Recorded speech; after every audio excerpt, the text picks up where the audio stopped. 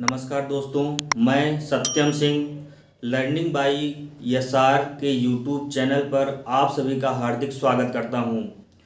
Complete dedicated to UP TET, C TET, super TET, D triple S B and other state TET, इन सभी परीक्षाओं की तैयारी इस यूट्यूब चैनल पर आप सभी को ज़बरदस्त एवं बेहतरीन तरीके से कराई जाएगी। बस डिपेंड करता है कि आप लोग चीज़ों को किस तरह से एक्सेप्ट करते हैं। आज से ही मैथ के लिए ज़बरदस्त सेशन शुरू होने जा रहा है, बिल्कुल बेसिक लेवल से। मैथमेटिक्स का ये सेशन 1 to 5 एंड 6 to 8 दोनों के लिए रहेगा। मैं 0 लेवल से स्टार्ट करके 6 to 8 तक सारी चीज़ों को कवर कराऊंगा। तो बिल्कुल भी आप लोगों को परेशान होने की ज़रूरत नहीं है, क्योंकि इसमें मैं ऐसी ऐसी चीज़ों को उठाऊंगा जो आप लोग अक्सर स्किप कर देते हैं। UP TET and C TET ये दोनों बेसिक लेवल के एग्ज़ाम हैं। अगर हम बात करें सुपर टेट और डी ट्रिपल एस बी की, तो ये थोड़ा सा अप लेवल का एग्ज़ाम है। इसलिए मैं बेसिक लेवल से स्टार्ट करके ऐसे लेवल तक आप लोगों को लेके जाऊंगा कि जब आप एग्जाम में बैठें तो कोई भी क्वेश्चन आप लोगों का छूटने ना पाए। हर क्वेश्चन आपको एक एहसास दिलाए कि सारे क्वेश्चन तो हमने पढ़ा है। बस आप लोग रेगुलर क्लास करते रहिएगा। मेरी ये मैथ की कंप्लीट सेशन होगा मैथ के लिए। यदि आप लोग शुरू से लेकर लास्ट तक ये पूरा सेशन कंप्लीट कर लिए तो आपको मैथ कहीं भी पढ़ने की ज़रूरत नहीं पड़ेगी, किसी भी पैड क्लास में पढ़ने की ज़रूरत नहीं पड़ेगी। मेरे मेन टारगेट पे UP TET, C TET, super TET and D triple S B, इसके अलावा अदर स्टेट टेट या किसी भी वनडे एग्जाम की आप लोग तैयारी कर रहे हैं जिसमें मैथ पूछा जाता है, तो आप लोगों के लिए ये सेशन बहुत ही इंपॉर्टेंट होने वाला है। मैं सारी चीज़ों को बहुत ही आसानी से आप लोगों को सिखाऊंगा बिना कुछ स्किप किए। जो लोग एकदम शुरुआत से मैथ सीखना चाहते हैं या जिनको मैथ कठिन लगती है या जो लोग अच्छे तरीके से मैथ सीखना चाहते हैं, उनके लिए गोल्डन चांस हो सकता है। तो चलिए हम यहाँ पे जो है सबसे पहले हम क्या करेंगे, एक संक्षिप्त सिलेबस के बारे में चर्चा करेंगे। सेक्शन वाइज कि हम लोगों को क्या क्या पढ़ना है। उसके बाद हम कोई एक टॉपिक उठाएंगे और उस टॉपिक पे आज से ही शुरू कर देंगे। तो चलिए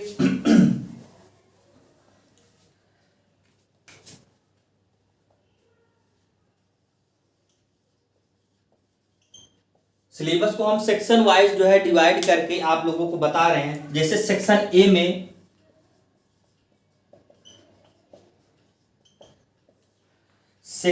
में हम लोगों को ट्रेडिशनल मैथमेटिक्स पढ़ना है। ट्रेडिशनल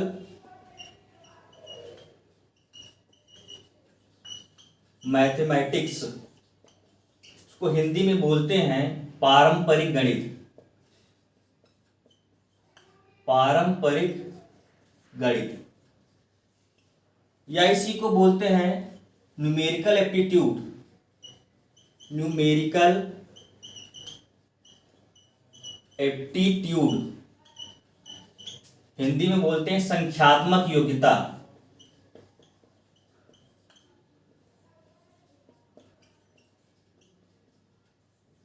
तो इसमें जैसे फॉर एग्जांपल में इसमें हमको कौन कौन से टॉपिक पढ़ने हैं, जैसे संख्या पद्धति में जितने भी टॉपिक हैं, ठीक है, लासा मासा हो गया, भिन्न हो गया, घातांक एवं करणी हो गया, प्रतिशतता हो गया, साधारण ब्याज हो गया, चक्रवृद्धि ब्याज हो गया, इसके अलावा लाभ हानि हो गया। तो जितने भी जो है इसके अंतर्गत अर्थमेटिक अंक गणित के अंतर्गत जितने भी जो है टॉपिक हैं, जितने हमारे सिलेबस में जो भी टॉपिक रहेगा, हम लोग सारे टॉपिक के बारे में अच्छे से डिस्कशन करेंगे। सेक्शन बी में हम लोग जो है क्या पढ़ेंगे, सेक्शन बी में हम लोग जो है बेसिक ज्योमेट्री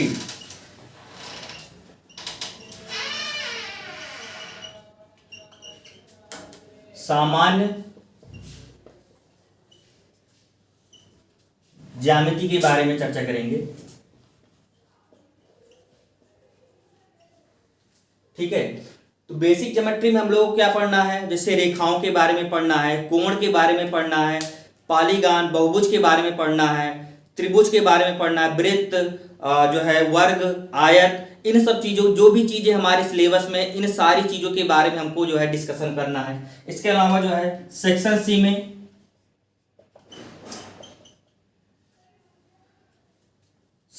में हम लोग जो है पढ़ेंगे बेसिक स्टैटिक्स, सामान्य सांख्यिकी,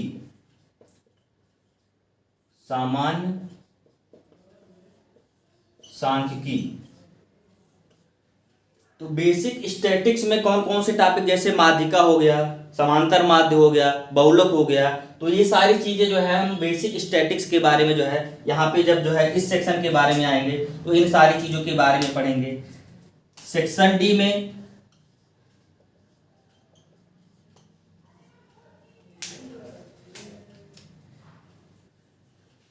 बेसिक एलजेब्रा, सामान्य बीजगणित,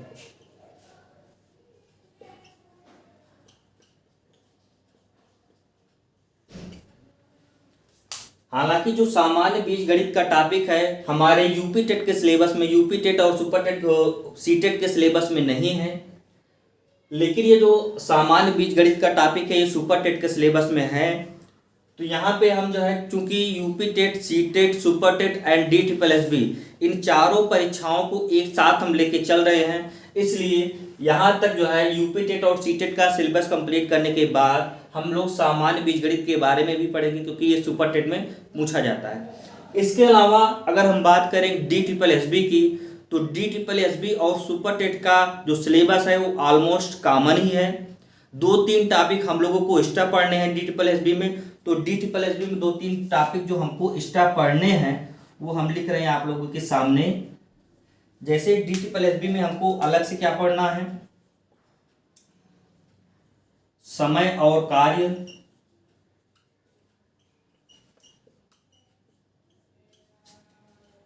टाइम एंड वर्क,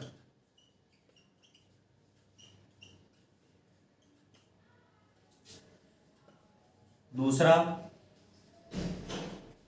चाल, समय और दूरी,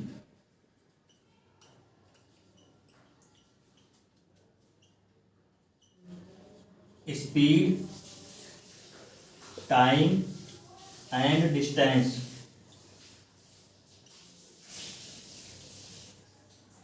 इसके अलावा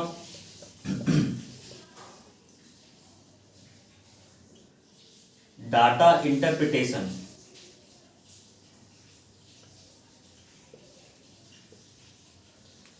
तो यहाँ पे देखा, आप लोगों ने देखा हो कि यहाँ पे जो चीज़ें हमको पढ़नी है एक संक्षिप्त रूप में हमने उसको जो है लिख दिया है कि सेक्शन वाइज हमने जो है डिवाइड कर दिया है। तो यहाँ पे जो सिलेबस हमने जो है यहाँ पे लिखा है, तो यहाँ जो चारों परीक्षाओं को ध्यान में रखते हुए हमने सिलेबस लिखा है।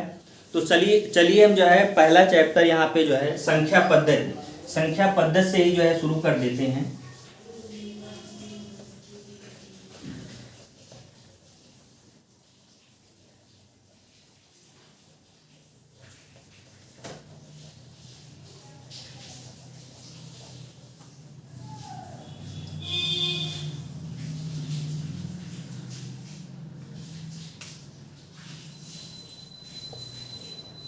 संख्या पद्धति,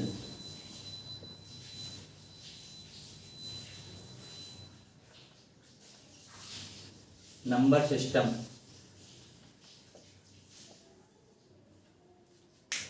नंबर सिस्टम में सबसे पहले हम पहला टॉपिक ले रहे हैं संख्याएं। तो यहाँ पे हम संख्याओं के बारे में जानेंगे। संख्याएं, नंबर्स। सबसे पहले जितनी भी संख्याएं हैं, ठीक है, चाहे वास्तविक संख्या हो गया, काल्पनिक संख्या हो गया, परिमेय संख्या, पूर्णांक क्या होता है, प्राकृतिक संख्या क्या होता है, पूर्ण संख्या क्या होता है, तो इन सारी संख्याओं के बारे में जो है हम लोग अच्छे से पढ़ेंगे। उसके बाद यहाँ से जो क्वेश्चन हमारे एग्जाम में आते हैं उन क्वेश्चन पे भी हम लोग जो है चर्चा करेंगे। जिस प्रकार से क्वेश्चन बन सकते हैं उस पर भी चर्चा करेंगे। काफ़ी लोग क्या होता है कि पूरी मैथ तो पढ़ लेते हैं लेकिन इन छोटे छोटे जो है क्वेश्चन के बारे में, छोटी छोटी संख्याओं के बारे में उनको नहीं पता होता है, और एग्जाम में जब क्वेश्चन आ जाता है तो या तो वो लोग गलत कर देते हैं या वे लोग जो है क्वेश्चन को छोड़ देते हैं। तो सबसे पहले हम लोग जो है यहीं से शुरुआत करेंगे। हम जो है संख्याओं, जितनी भी संख्याएं हैं, सबसे पहले एक ग्राफ के रूप में जो है एक ग्राफ बनवा दे रहे हैं। उस ग्राफ के माध्यम से जो है थोड़ा बहुत हम लोगों को क्लियर हो जाएगा। उसके बाद अलग अलग संख्याओं के बारे में हम लोग डिटेल से पढ़ेंगे।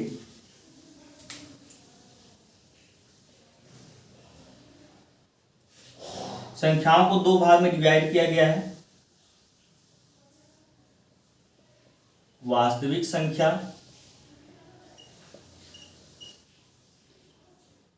को रियल नंबर बोलते हैं,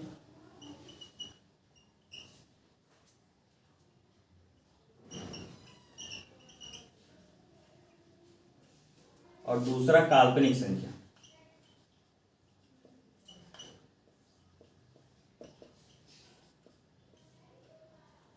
इमेजिनरी नंबर।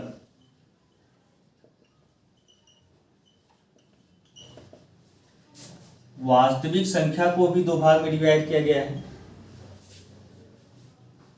पहला दशमलव संख्या,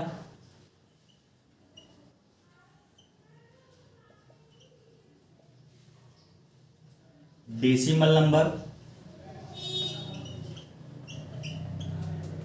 दूसरा पूर्णांक, इंटीजर। दशमलव को हम दो भाग में डिवाइड करते हैं, परिमेय संख्या,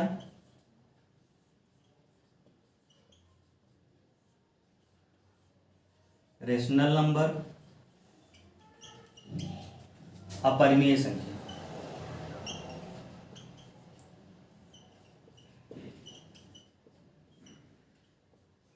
इरेशनल नंबर।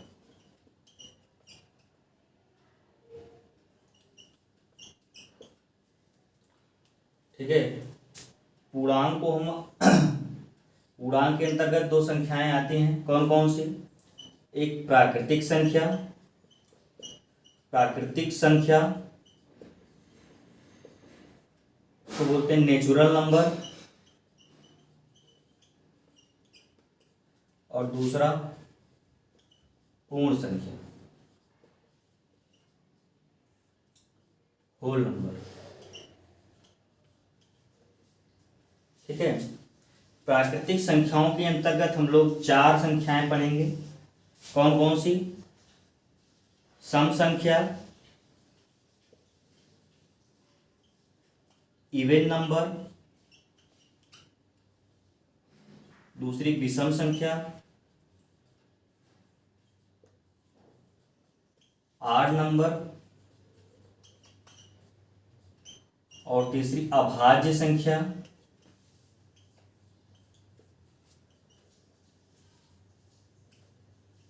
प्राइम नंबर, और चौथी भाज्य संख्या।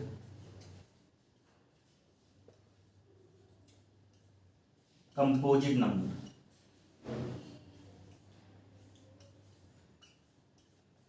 तो यहां से जो है आप लोग देख सकते हैं कि जितनी भी संख्याएं हैं, जितनी भी संख्याएं हम लोगों को पढ़ना है उसको हमने एक ग्राफ के रूप में जो है बना दिया है।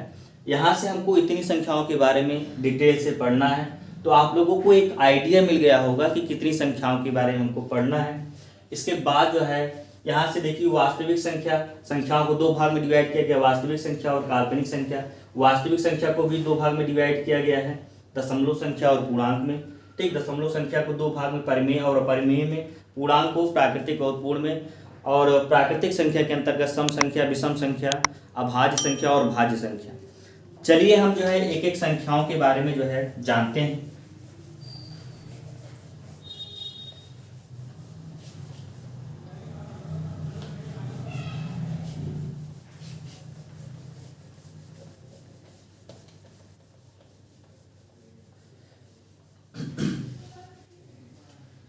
सबसे पहले हम थोड़ा सा काल्पनिक संख्याओं के बारे में जानते हैं। हालांकि काल्पनिक संख्या हमारे सिलेबस में नहीं है, जो टीचिंग एग्जाम का जो है सिलेबस है उसमें काल्पनिक संख्या नहीं है, लेकिन एक दो लाइन हम लोग जो है इसके बारे में समझ लेते हैं। काल्पनिक संख्या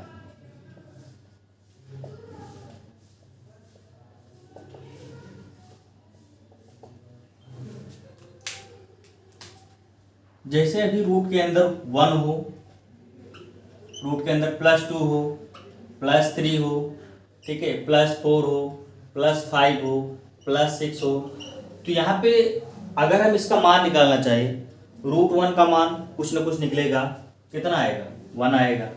√2 का मान अगर निकालना चाहे पूर्ण संख्या, चाहे एक पूर्णांक में आए या दशमलव में आए, लेकिन कुछ ना कुछ मान निकलेगा इसका। √2 का मान कितना आएगा, 1.41, ऐसे करके कुछ आएगा। √3 का मान कितना आएगा, 1.73 करके आएगा, ठीक है। √4 का मान कितना आएगा, 2 आएगा। तो हम क्या देख रहे हैं कि जब संख्याएं प्लस में है रूट के अंदर, तो उसका कुछ ना कुछ मान निकल रहा है। लेकिन यही अगर संख्याएं जो है माइनस में हो जाएं, ये भी -1, -2, -3, -4, -5, -6 हो जाए, तो क्या इन संख्याओं का मान जो है निकल सकता है? पॉसिबल है इन संख्याओं का मान? बिल्कुल नहीं पॉसिबल है। इन संख्याओं का मान नहीं निकल सकता है। ये संख्याएं जब जो है रूट के अंदर कोई माइनस में संख्या हो, तो इन संख्याओं का मान नहीं निकल सकता। ये संख्याएं केवल एक कल्पना हम कर सकते हैं कि ऐसी संख्याएं होती हैं, वास्तव में ऐसी संख्या कोई होती ही नहीं है। तो इस प्रकार की संख्याओं को क्या बोलते हैं, काल्पनिक संख्याएं, ठीक है। यहाँ पे जैसे काल्पनिक संख्याओं को आई से व्यक्त करते हैं, आई से, और आई को आयोटा बोलते हैं। इसका मान जो होता है माइनस का √1, ठीक है। रूट में -1 इसका मान होता है, आई का मान रूट में -1, ठीक। अब जैसे हम यहाँ पे माइनस का जो है 1 है रूट के अंदर, तो इसका मान क्या हो जाएगा, आई। माइनस का जो है 2 है रूट के अंदर, तो इसका मान क्या हो जाएगा, √2 × आई। इसका मान क्या हो जाएगा, √3 × आई। इसका मान क्या हो जाएगा, √4 × आई। √4 का मान कितना निकलेगा, 2। इसका मान क्या हो जाएगा, √5 × आई। इसका मान √6 × आई। मतलब अगर कोई भी संख्या जैसे 12i, ठीक है, 5i, 6i, इस प्रकार की संख्याएं जब किसी वास्तविक संख्या के साथ i लगा दिख जाए, तो इस प्रकार की संख्याओं को क्या बोलते हैं, काल्पनिक संख्या।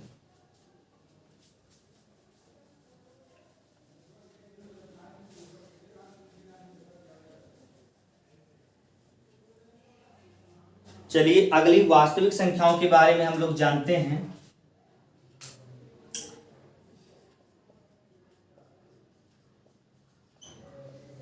वास्तविक संख्या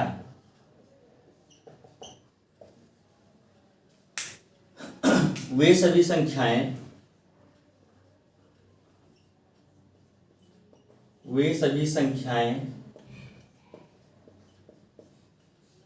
जिन्हें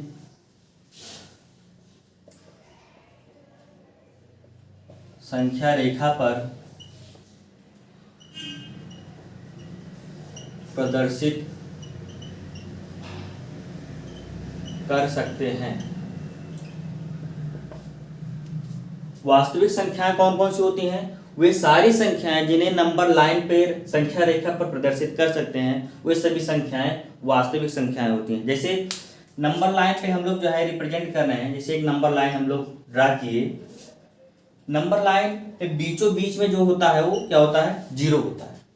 और 0 के जो दाहिनी तरफ संख्याएं होती हैं वो धनात्मक पूर्णांक होती हैं, जैसे +1, +2, +3, +4, ये कहाँ तक, +∞। जो 0 के बाएं तरफ संख्याएं होती हैं वो ऋणात्मक पूर्णांक होती हैं, -1, -2, -3, -4, ऐसे -∞, ठीक है। यहाँ पे देखिए जैसे 1, 2, 3 ये संख्याएं तो हो गई, इसके बीच में भी संख्याएं होती है, जैसे 1 और 2 के बीच में भी असंख्य संख्याएं हैं, 2 और 3 के बीच में भी असंख्य संख्याएं हैं। 3 और 4 के बीच में भी असंख्य संख्याएं हैं, इधर -4 -3 के बीच में भी असंख्य संख्याएं हैं। तो यहाँ पे जैसे 1 और 2 के बीच में कौन कौन संख्या होंगी, जैसे 1.1 1.2 1.3, ठीक है। ऐसे 1.1 1.2 के बीच में अगर देखें तो 1.11 1.12 1.13 असंख्य संख्याएं हैं। तो जो इनके बीच में संख्याएं हैं ये सारी दशमलव संख्याएं होती हैं, और जो इस प्रकार की संख्याएं को दिख रही हैं ये पूर्णांक होती हैं। तो पूर्णांक और दशमलव संख्याओं को मिला दिया जाए तो ये सारी संख्याएं क्या होती हैं, वास्तविक संख्याएं होती हैं।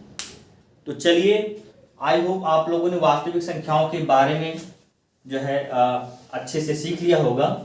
अब हम दशमलव संख्याओं के बारे में देखते हैं।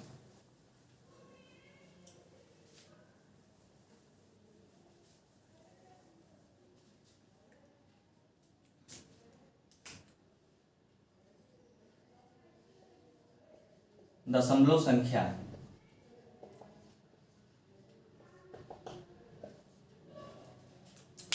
दशमलव संख्या को दो भाग में डिवाइड किया गया है,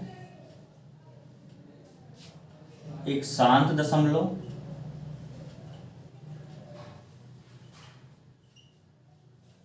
और दूसरा अशांत दशमलव।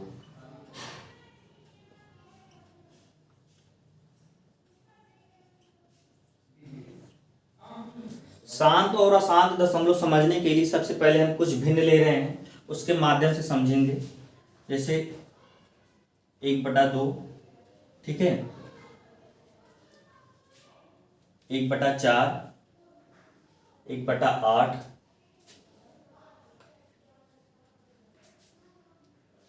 3/8, 4/9, ठीक है। और इसके बाद 10/6, 4/33, ठीक। इतनी संख्याएं हम ले लिए। अब इसको 10/3 कर लीजिए।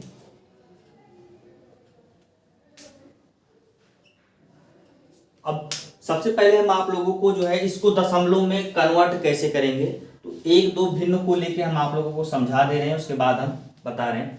जैसे हम यहाँ पे 1/8 इसको, जैसे हमको 1 में भाग देना है 8 से, ठीक है। तो हम कैसे भाग देंगे, 8 से तो 1 में भाग जाएगा नहीं क्योंकि 1 छोटा है। तो क्या करेंगे, यहाँ पे दशमलव, ठीक है, लगाएंगे, और दशमलव लगाने के बाद क्या होगा, यहाँ पे 1 जीरो बढ़ जाएगा। अब 8 से भाग देंगे 10 में, कितनी बार जाएगा, 1 बार जाएगा। कितना आ गया, 8, ठीक। घटा देंगे, कितना आएगा, 2। अब दशमलव के बाद चूंकि भागफल है इसलिए क्या होगा, अपने आप 1 जीरो बढ़ जाएगा यहाँ पे, ठीक। 8 का भाग देंगे 20 में, कितनी बार जाएगा, 2 बार। 8 दूनी 16, कितना आ गया घटाने पे, 20 में से 16 जाएगा तो 4 आ गया, ठीक। अब 1 जीरो और बढ़ जाएगा, क्योंकि दशमलव के बाद अगर कोई भागफल आ रहा है तो क्या करते हैं, 1 जीरो अपने आप से बढ़ जाएगा, यहाँ पे जीरो उतारने की जरूरत नहीं है। तो 8 का भाग देंगे 40 में, कितनी बार जाएगा, 5 बार जाएगा। 8 पंचे 40, पूरी तरीके से कट गया। इसका मान कितना आया, 0.125, ठीक है। ऐसे हम एक भिन्न और लेके आप लोगों को समझा रहे हैं। जैसे हम यहाँ पे 4/9 ले रहे हैं, 4/9, 9 से भाग देना है 4 में, ठीक है। तो 9 से 4 में भाग जाएगा नहीं, यहाँ पे दशमलव उतारेंगे, 1 जीरो बढ़ जाएगा। 9 से भाग देंगे 40 में, कितनी बार जाएगा, 4 बार, ठीक है। 9 का जो है 4 में गुणा करेंगे, कितना आएगा, 36, ठीक। घटाएंगे, कितना आएगा, 4, फिर जीरो बढ़ाए, फिर 9 का भाग देंगे 40 में, कितनी बार जाएगा, 4 बार जाएगा, ठीक। 36 आ गया। फिर घटाएंगे, कितना आया, 4, 40 हुआ। फिर भाग देंगे, कितनी बार जाएगा, 4 बार जाएगा।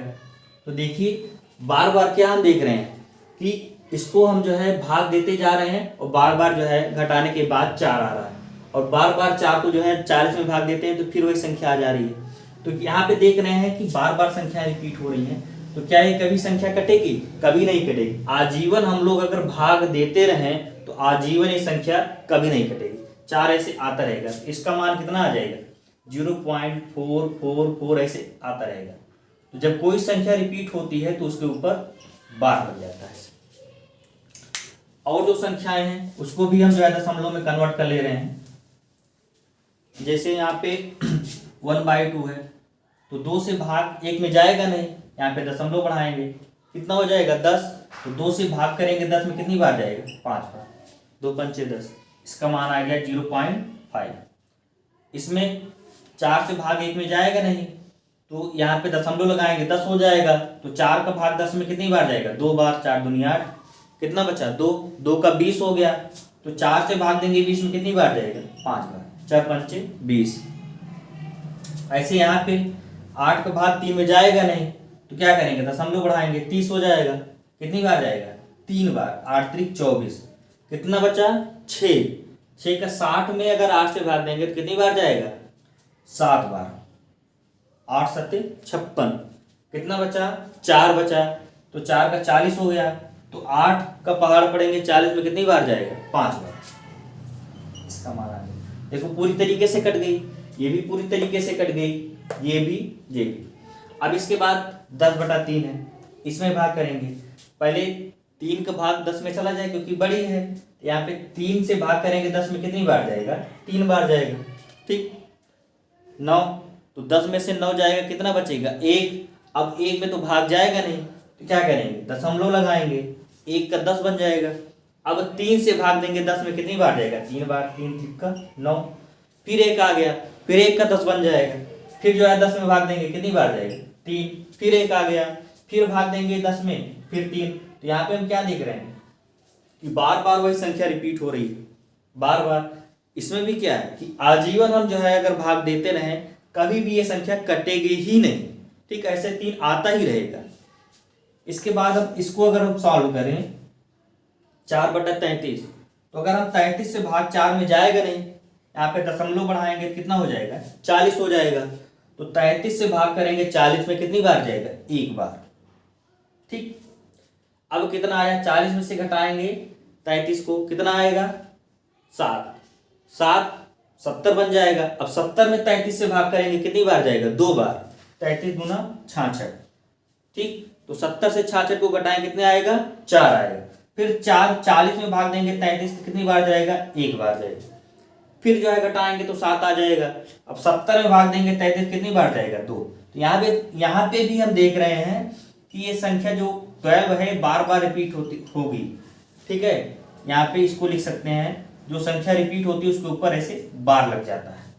यहाँ पे इसको क्या लिख सकते हैं, 3.3 के ऊपर बार। तो यहाँ पे हम देखो 2 प्रकार की संख्याएं देख रहे हैं। एक तो ऐसी दशमलव संख्याएं जो एक निश्चित समय के बाद पूरी तरीके से कट जा रही हैं, लेकिन कुछ संख्याएं क्या है कि वो आजीवन कभी भी नहीं कटेंगी। तो जो एक निश्चित समय के बाद कट जा रही हैं उनको हम शांत दशमलव बोलते हैं, और जो कभी नहीं कटती हैं, ठीक है, ऐसे चलती ही रहती हैं, तो उनको अशांत दशमलव बोलते हैं। तो यहाँ पे एग्जाम्पल में ये लिख लीजिए, 0.5, ठीक है, 0.92, ठीक, 0.138, कोई भी संख्या। इसमें जैसे 0.59 के ऊपर बार, मतलब 59 बार बार रिपीट हो रहा है। ऊपर बार लगा है, इसका मतलब वो संख्या बार बार रिपीट हो रही है। अब जो बार ऊपर संख्या लगा होता है, इसको भिन्न में कैसे कन्वर्ट करते हैं, इसको हम जब आगे पढ़ेंगे, एक चैप्टर है भिन्न, तो वहाँ पे हम सीखेंगे कि जिन संख्याओं के, जो दशमलव संख्याओं के ऊपर जो है बार लगा है, उसको हम भिन्न में कैसे कन्वर्ट करेंगे। जैसे 0.12 के ऊपर बार, ऐसे 0.13, ठीक है, 59 के ऊपर बार, ठीक है, ऐसे।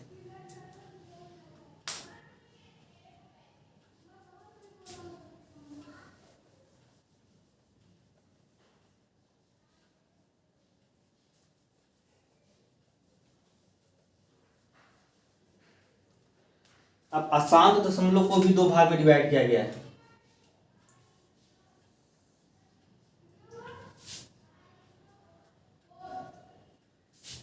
एक होता आवर्त दशमलव,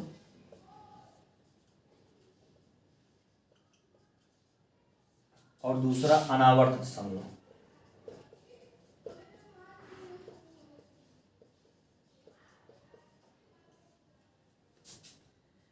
रिपीटिंग डेसिमल, इसको इंग्लिश में बोलते हैं रिपीटिंग डेसिमल, रिपीटिंग डेसिमल। और दूसरा ये होता है नॉन रिपीटिंग डेसिमल।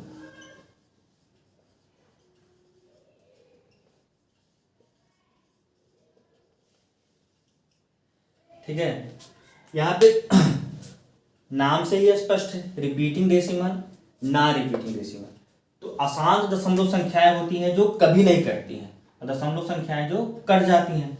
यहाँ पे रिपीटिंग डेसिमल, तो इसका मतलब क्या है, जैसे 0.44, यहाँ पे 4 क्या हो रहा है, रिपीट हो रहा है। ठीक है, जैसे 0.129 यहाँ पे जो 129 है क्या हो रहा है, रिपीट हो रहा है। 129 है, 129 जो है वो रिपीट हो रही है। जैसे यहाँ पे 0.135656, यहाँ पे देखो क्या हो रहा है कि एक निश्चित संख्या के बाद, जैसे देखो 13 जो है वो 13 जो है ये रिपीट नहीं हो रही, लेकिन इसके बाद जो 56 आया है ये रिपीट होने लगा है। तो चाहे दशमलव की कोई बात, दशमलव की कोई जस्ट बात संख्या आई हो वो रिपीट होने लगे, और चाहे तो दशमलव के एक निश्चित संख्या के बाद कोई संख्या अगर आ रही है, रिपीट हो रही है, तब भी वो क्या होगी, रिपीटिंग डेसिमल के अंतर्गत आएगी। इसमें किस प्रकार की संख्या आती हैं, जैसे 0.56921786 डॉट डॉट डॉट, मतलब ऐसी संख्या जो कभी कटे ना, लेकिन कोई निश्चित संख्या यहाँ पे देखो रिपीट हो रही है, नहीं हो रही है। तो इस प्रकार की संख्या को क्या बोलते हैं, अनावर्त दशमलव। से एक एग्जाम्पल यहाँ पे और लिख लीजिए, 0.26562912, कोई भी संख्या। ठीक है, अब आवर्त दशमलव को भी दो भाग में डिवाइड किया गया है। एक होता है शुद्ध या सरल आवर्त, शुद्ध या सरल आवर्त, और दूसरा मिश्रित आवर्त।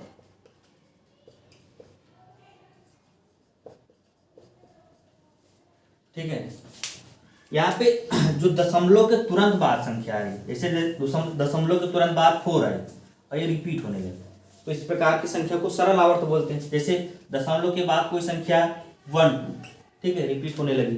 दशमलव के बाद कोई संख्या जैसे 592 आई, ये पूरी संख्या रिपीट होने लगी, तो इसको शुद्ध या सरल आवर्त बोलते हैं। लेकिन यदि कोई संख्या दशमलव के बाद, जैसे मान लीजिए 596 आया है, ये रिपीट ना हो, उसके बाद कोई संख्या जैसे 2 3, उसके बाद कोई संख्या रिपीट हो, तो इस प्रकार की संख्या को, जैसे 0.13 ये रिपीट ना हो, उसके बाद 6 रिपीट होने लगे, तो इसको क्या लिख सकते हैं, 1.36 के ऊपर बार, क्योंकि 6 रिपीट हो रही है।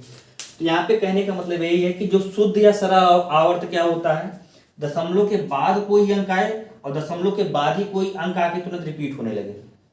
ठीक है, यहाँ पे देखो दशमलव के बाद 12 आया है, रिपीट होने लगा, दशमलव के बाद 592 रिपीट होने लगा।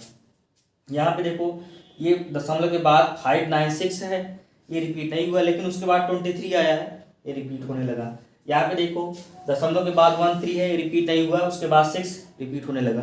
तो दशमलव के जस्ट बाद कोई संख्याएं रिपीट होने लगे तो उसको शुद्ध या सरल आवर्त बोलते हैं, और दशमलव के जस्ट बाद कोई संख्या रिपीट ना करके एक निश्चित संख्या के बाद कोई संख्या अगर रिपीट हो रही है तो उसको मिश्रित या मिश्रित आवर्त बोलते हैं।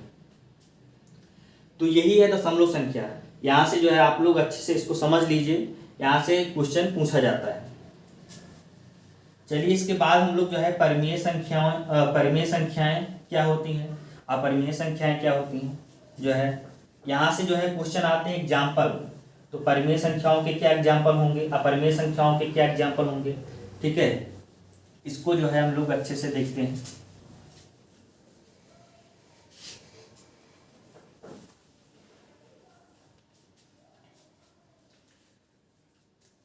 परिमेय संख्या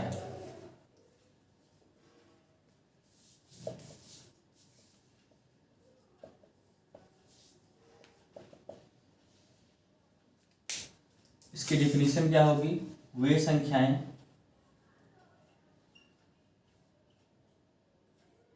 जिन्हें P/Q के रूप में लिख सकते हैं,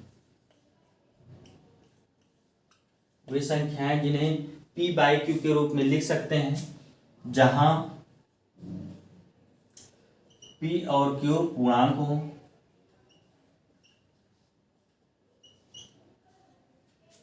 तथा q जो है वो 0 के बराबर नहीं होना चाहिए। देखो यहाँ पे क्या है, वे संख्याएं जिन्हें p बाई क्यू मतलब अंश और हर के रूप में, एक भिन्न के रूप में लिख सकें जिसे, तथा जो p और q अंश और हर दोनों पूर्णांक होना चाहिए। यहाँ पे जो हर है वो 0 के बराबर नहीं, मतलब p कोई भी पूर्णांक हो, ऋणात्मक पूर्णांक, धनात्मक पूर्णांक या 0 कुछ भी हो। q क्या हो, कोई ऋणात्मक पूर्णांक हो सकता है, कोई धनात्मक पूर्णांक हो सकता है, लेकिन 0 नहीं होना चाहिए, यही कंडीशन है। तो यहाँ पे हम लोग जो है, जैसे आप लोग हमको बताइए क्या -5/6 परिमेय संख्या है? बिल्कुल है, क्योंकि भाई -5 भी एक पूर्णांक है, 6 भी एक पूर्णांक है, बस नीचे वाली संख्या 0 नहीं होनी चाहिए, तो 0 नहीं। जैसे 0/5 ये परिमेय संख्या है? बिल्कुल है, क्योंकि भाई 0 तो ऊपर हो सकता है, नीचे नहीं हो सकता है। ये भी पूर्णांक है, ये भी पूर्णांक है, ये भी परिमेय संख्या होगी। ठीक है, क्या -5/0 ये परिमेय संख्या है? नहीं है। क्यों? क्योंकि जो नीचे वाली संख्या है, हर है, वो 0 नहीं हो सकता। यहाँ पे देखो लिखा है q 0 के बराबर नहीं होना चाहिए, तो जो नीचे है, ये जो है नीचे वाली संख्या है, ये 0 नहीं होना चाहिए। तो अगर नीचे 0 आ गया है, इसका मतलब परिमेय संख्या नहीं होगी। ठीक है, अगर केवल 0 ऐसे लिखा है तो ये परिमेय संख्या होगी, क्योंकि कोई भी संख्या है उसके अपान में हम कुछ भी लिख सकते हैं, जो है उसके अपान में हम बटे में 1 लिख सकते हैं।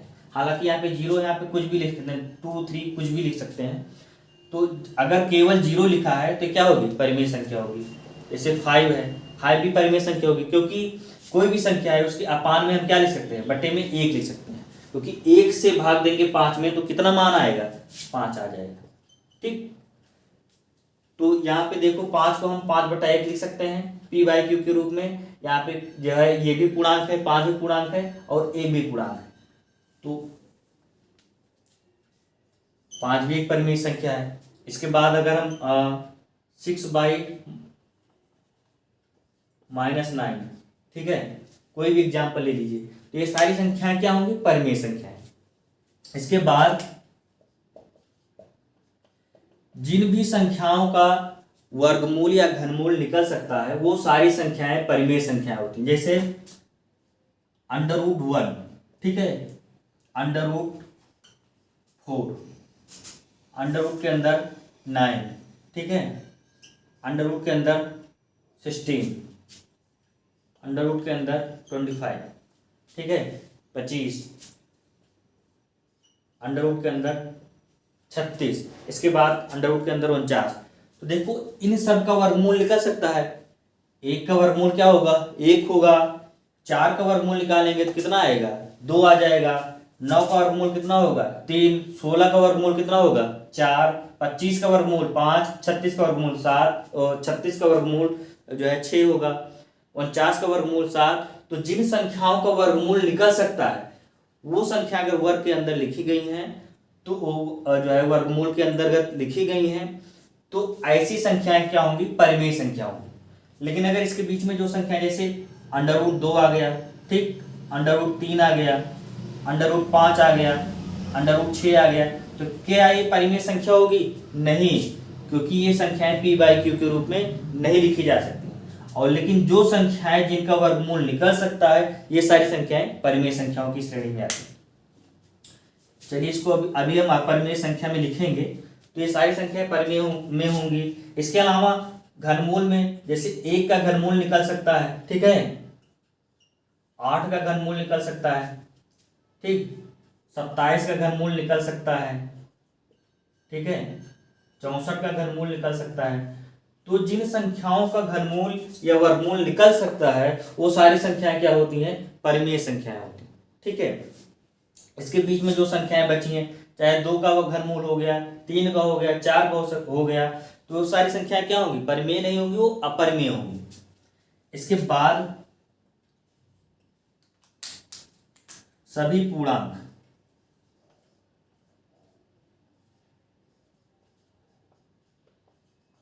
सभी पूर्णांक परिमेय संख्याएं होती हैं। जैसे -5 हो गया, -8 हो गया, 0 हो गया, 3 हो गया, 9 हो गया। तो जितने भी पूर्णांक हैं वो सारी संख्याएं क्या होती हैं? परिमेय संख्या होती हैं। इसके अलावा अभी हमने जो है दशमलव में शांत दशमलव, अशांत दशमलव पढ़ा। तो जितने शांत दशमलव होते हैं, जैसे 25.25 हो गया, ठीक है, 0.691 हो गया, ठीक, 0.86 हो गया। तो जितने भी शांत दशमलव हैं ये सारे क्या होते हैं? परिमेय संख्याएं होती हैं।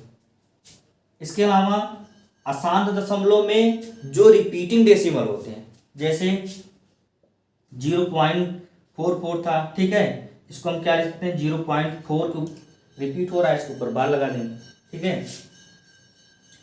इसके अलावा 0.16 हो गया, रिपीट हो रहा है, 16 रिपीट हो रहा है।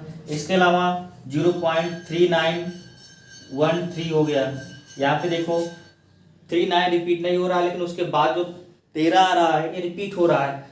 तो ऐसी दशमलव संख्याएं, ठीक है, अशांत दशमलव संख्याएं जो रिपीटिंग डेसिमल होती हैं, आवर्त दशमलव होती हैं, वो सारी संख्याएं क्या होती हैं? परिमेय संख्या होती, ठीक है।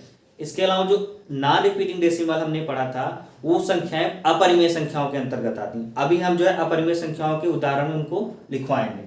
तो इतनी सारी संख्याएं क्या है? परिमेय संख्याएं होती हैं।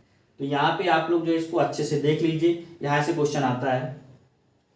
परिमेय संख्याओं में जिन संख्याओं का वर्गमूल और घनमूल निकल सकता है वो परिमेय संख्याएं होती हैं। सभी पूर्णांक जो है परिमेय संख्याएं होती हैं। और इसके अलावा जो शांत दशमलव संख्याएं होती हैं वो भी परिमेय संख्याओं के अंतर्गत आती हैं। और जो रिपीटिंग डेसिमल होते हैं, ठीक है, आवर्त दशमलव संख्याएं होती हैं, वो भी परिमेय संख्याओं की श्रेणी में आती हैं। इसके बाद अपरिमेय संख्याओं के बारे में हम लोग पढ़ रहे हैं।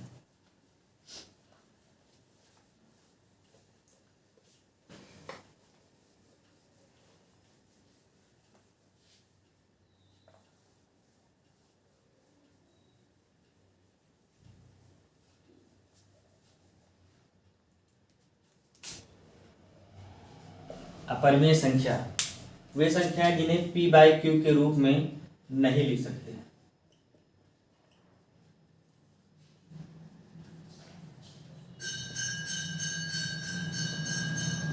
ठीक है, जिन्हें p/q के रूप में मतलब भिन्न के रूप में हम नहीं लिख सकते हैं।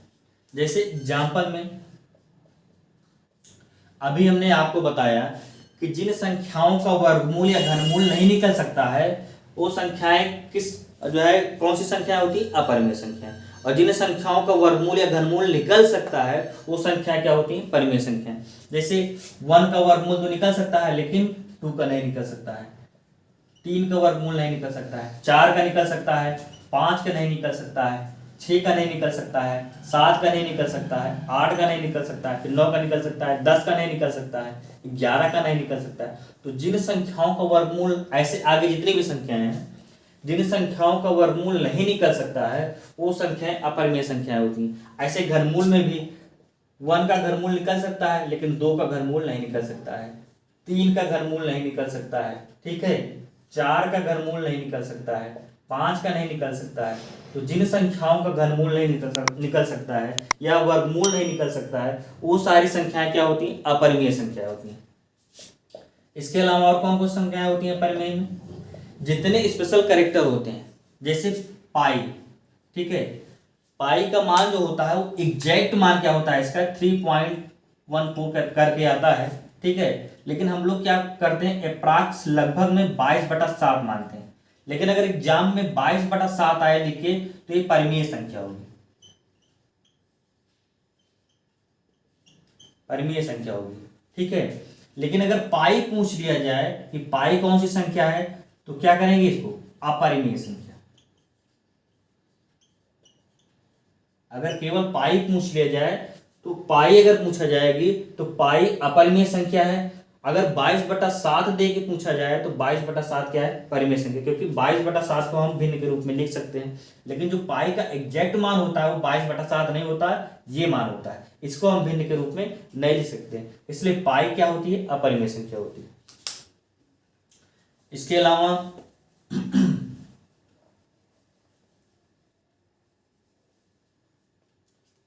पाई हो गया, ठीक, कैपिटल जी हो गया, स्मॉल जी हो गया, ई हो गया। तो ये सारे जो स्पेशल कैरेक्टर हैं ये अपरिमेय संख्याएं होती हैं। इसके अलावा अभी हमने बताया जो रिपीटिंग डेसिमल होते हैं वो परिमेय संख्या होती है, लेकिन जो नॉन रिपीटिंग डेसिमल, जैसे अभी हमने बताया कि जैसे 5, 6, 2, 9, 8, 6, 2, 7, ठीक है, जो संख्याएं कभी कटे ना लेकिन रिपीट भी नहीं हो रही, तो ये नॉन रिपीटिंग डेसिमल होती हैं। और नॉन रिपीटिंग डेसिमल किसके अंतर्गत आती हैं? अपरिमेय संख्या के अंतर्गत आती हैं। जैसे एक एग्जाम्पल और, जैसे 1, 2, 3, 6, 9, 5, 2, 8, ठीक है, तो ये संख्या क्या है? नॉन रिपीटिंग डेसिमल है। तो ये संख्या अगर हमसे पूछ लिया जाए कि ये कौन सी संख्या है, तो क्या बताएंगे? अपरिमेय संख्या है, ठीक है।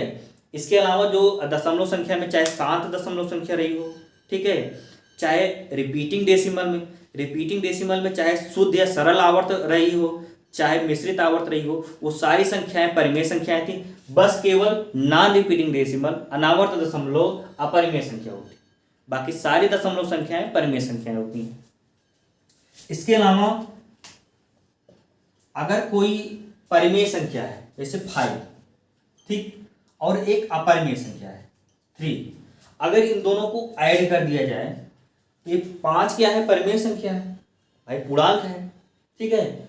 और 3 क्या है? इसका वर्गमूल नहीं निकल सकता है, तो जिनका वर्गमूल नहीं निकल सकता वो अपरिमेय संख्या होती है। लेकिन जब दोनों को ऐड करके एक संख्या बना दिया जाए, अब ये दोनों मिला के एक संख्या होगी, अब पूरी मिला के कौन सी संख्या होगी?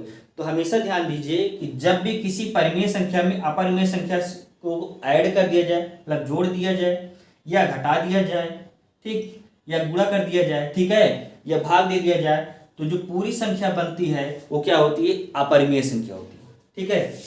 जैसे 2 परिमेय संख्या है, ठीक है, √5 क्या है? अपरिमेय संख्या है।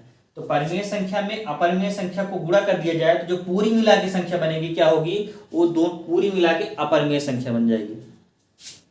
ऐसे √2 + 1, √2 - 1, देखो √2 क्या है? एक अपरिमेय संख्या है, 1 क्या है? परिमेय संख्या है। लेकिन जब दोनों को ऐड कर दिया गया तो पूरी मिला के क्या हो गई? अपरिमेय संख्या होगी, ठीक है। जैसे √7 - 36, √7 क्या है? अपरिमेय संख्या है, ठीक है, क्योंकि इसका वर्गमूल नहीं निकल सकता है। 36 क्या है? परिमेय संख्या है, लेकिन अगर पूरी मिला के पूछा जाए क्या होगी? अपरिमेय संख्या। तो इस प्रकार की जो है क्वेश्चन में पूछा जाता है, संख्या को देखिए, ये कौन सी संख्या है? अपरिमेय संख्या। हम लोग क्या बताएंगे इसको? अपरिमेय संख्या है, ठीक है। तो इतनी प्रकार की जो संख्याएं होती हैं वो अपरिमेय संख्याएं होती हैं। यहाँ से आप लोग जो है ध्यान से इसको देख लीजिए, ठीक है, और अपने कॉपी में नोट कर लीजिए। तो चलिए, क्योंकि अब आज जो है थोड़ा सा टाइम ज़्यादा हो रहा है, इसलिए हम इस वीडियो को जो है बस यहीं तक पढ़ाएंगे, और जो बाकी की संख्याएं बची हैं उसको नेक्स्ट वीडियो में जो है कवर कराएंगे। वीडियो को ख़त्म करने के से पहले जो है हम आप लोगों से एक वादा करना चाहते हैं, प्रॉमिस करना चाहते हैं, यदि आप लोग जो है जितना हम पढ़ा रहे हैं आपकी परीक्षा तक केवल इतना ही पढ़ लीजिए, तो आप जिस भी एग्ज़ाम की तैयारी कर रहे हैं, अगर आप उस एग्ज़ाम में बैठेंगे तो मैथ में कोई भी किसी भी प्रकार की दिक्कत आपको परेशानी नहीं होगी। यदि आप लोग रेगुलर क्लास करते हैं और उसका प्रॉपर नोट्स बनाते हैं और एग्ज़ाम के पहले उसको रिवीजन करके एग्ज़ाम देने जाएंगे, तो चाहे आप यूपी टेट की तैयारी कर रहे हैं या सुपर टेट की तैयारी कर रहे हैं या अदर कोई वनडे एग्जाम जिसमें मैथ पूछा जाता है, यूपी टेट में 30 नंबर का मैथ आता है, सुपर टेट में 20 नंबर का मैथ आता है, तो मैं आपको पूरे यकीन से कह सकता हूं कि अगर आप पूरे क्लास अच्छे से पढ़े रहेंगे तो मैथ में आप 28 से 29 क्वेश्चन आसानी से सही कर लेंगे। और जो लोग अच्छे हैं वो 30 में 30 भी कर सकते हैं। इसमें 18 से 19 क्वेश्चन आप आसानी से इसी क्लास से कर लेंगे, इसी क्लास से, ठीक है, 20 में 20 भी कर सकते हैं। तो आप लोग जो है बिल्कुल विश्वास जो है करिए, कोई दिक्कत नहीं होगी। और आप लोगों से एक रिक्वेस्ट है कि आप लोग जो है 1 या 2 वीडियो में जो है जज मत करिएगा।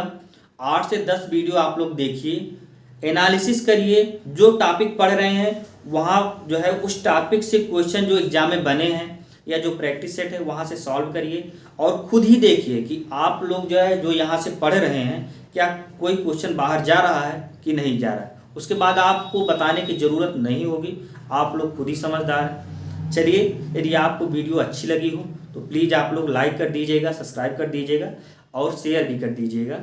चलिए, आप लोग जो है कोई भी क्वेरी हो आप लोगों की तो आप लोग प्लीज़ जो है कमेंट कर सकते हैं। चलिए, हंसते रहिए, मुस्कुराते रहिए और अपना ध्यान रखिए। नमस्कार, धन्यवाद।